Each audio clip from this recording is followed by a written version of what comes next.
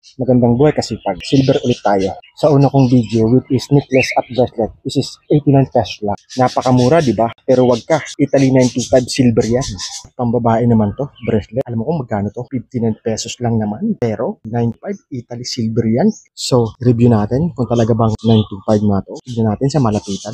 O di ba? Napakaganda. 925 talaga. Napakagandang pangregalong to sa anak mong babae. Mawala man yan, hindi ka manghihinayang kasi napakamura. 59 pesos lang. Saan kung bibili ka rin lang ng mga plated o silver o gold, dito ka na. Talagang totoo ng 25 silver to.